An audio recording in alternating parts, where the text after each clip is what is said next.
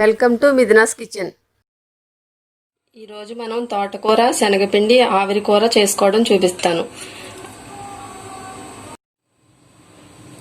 కావలసిన పదార్థాలు: 2 తోటకూర కట్టలు. ఇవి చిన్న సైజు తీసుకున్నాను, పెద్దదైతే ఒక కట్ట చాలు. చిన్నవి నేను 2 తీసి ఇలా చిన్న ముక్కల కింద కట్ చేసి పెట్టుకోవాలి. శుభ్రంగా కడిగి పెట్టాను. ఇవి నేను జీడిపప్పు కొద్దిగా, 3 లవంగాలు, చిన్న దాల్చిన చెక్క ముక్క, 2 యాలక్కాయలు, 1/2 టీ స్పూన్ జీలకర్ర, 1 టీ స్పూన్ అల్లం వెల్లిపాయ పేస్టు, 1 టీ స్పూన్ ధనియాల పొడి, కొద్దిగా పసుపు, 2/2 స్పూన్ కారం, రుచికి తగినంత సాల్ట్, కొద్దిగా శనగపిండి, 2 ఉల్లిపాయలు చిన్నవి తీసుకుని ఇలా పేస్ట్ చేసి పెట్టుకోవాలి. 2 పచ్చిమిర్చి చీరుకులు, కర్రీకి సరిపడా ఆయిల్. ఇప్పుడు మనం ఈ తోటకూరని ఉడికించుకోవాలి. ఒక గిన్నె తీసుకుని అందులో ఈ తోటకూర వేసుకోవాలి. మొత్తం తోటకూర మొత్తం మునిగే వరకు వాటర్ వేసుకోవాలి. హైలో పెట్టుకుని ఉడికించుకోవాలి. 2 నిమిషాలు ఉడికితే సరిపోతుంది. ఇప్పుడు ఇది ఉడికిపోయింది. స్టవ్ ఆఫ్ చేసుకుని వేరే గిన్నెలోకి తీసుకుని చల్లారనివ్వాలి. అది మొత్తం చల్లారాక అప్పుడు పేస్ట్ చేసుకోవాలి దీని తోటకూరని.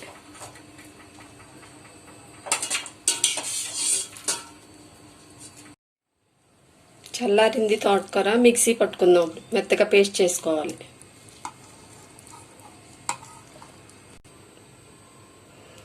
ఇప్పుడు ఇది మెత్తగా పేస్ట్ అయింది. బౌల్ తీసుకుని మనం మిక్సీ పట్టుకున్న పేస్ట్ని మొత్తం అందులో వేసేసుకోవాలి. ఇప్పుడు ఇందులో కొద్దిగా సాల్ట్ వేసుకోవాలి. వేసుకుని మనం ఈ పేస్ట్కి సరిపడా శనగపిండి వేసుకోవాలి.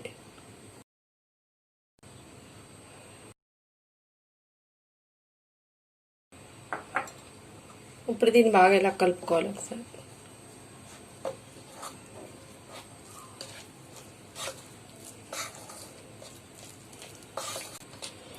నేను ఇప్పుడు ఇందులో 3 టేబుల్ స్పూన్లు వేసాను శనగపిండి.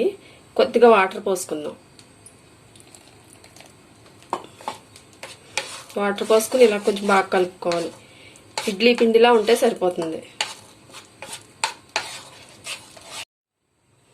ఇప్పుడు మనకి పిండి ఇలా ఉంటే సరిపోతుంది. ఇప్పుడు మనం ఇడ్లీ రేకు తీసుకుని దానికి ఆయిల్ రాసుకోవాలి. కొద్దిగా ఇలా అన్నిటికి ఆయిల్ రాసుకుని ఈ పిండి ఇందులో వేసుకోవాలి. ఇడ్లీలా ఉడికించుకోవాలి.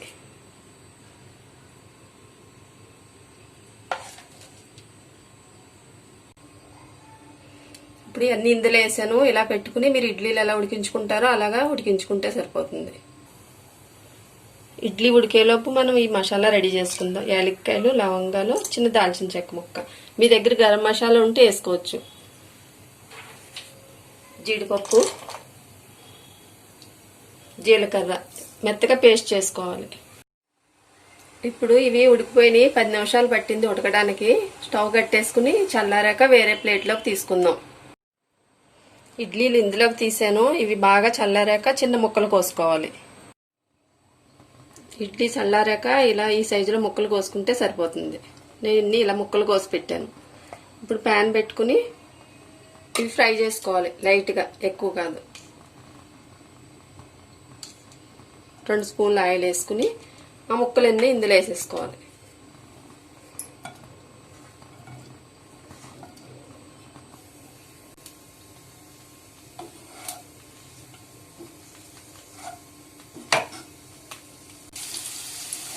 ముక్కలన్నీ ఇలా ఫ్రై చేసుకుంటూ ఉండాలి, కలుపుకుంటూ ఏగే వరకు. ఇప్పుడు ఇవి ఏగినవి ప్లేట్లో తీసేసుకుందాం. స్టవ్ ఆఫ్ చేసుకుని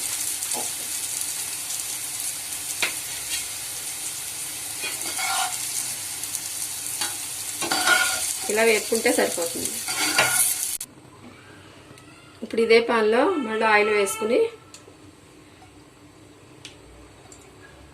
4 స్పూన్లు వేసుకుంటే సరిపోతుంది. ఉల్లిపాయ పేస్ట్ ఉంది కదా, అది వేసుకోవాలి.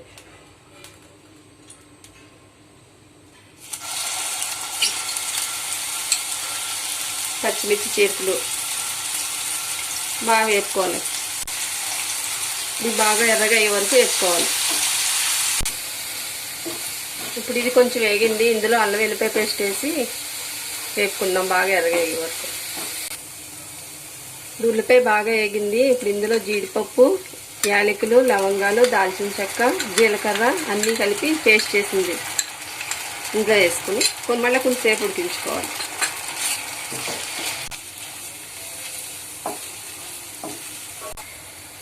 ఇప్పుడు అంతా బాగా వేగింది, ఆయిల్ పైకి వచ్చింది. ఇందులో ఇప్పుడు పసుపు, కారం, ధనియాల పొడి, కొద్దిగా సాల్ట్. ఇప్పుడు ఇదంతా ఒకసారి బాగా ఇలా కలుపుకోవాలి.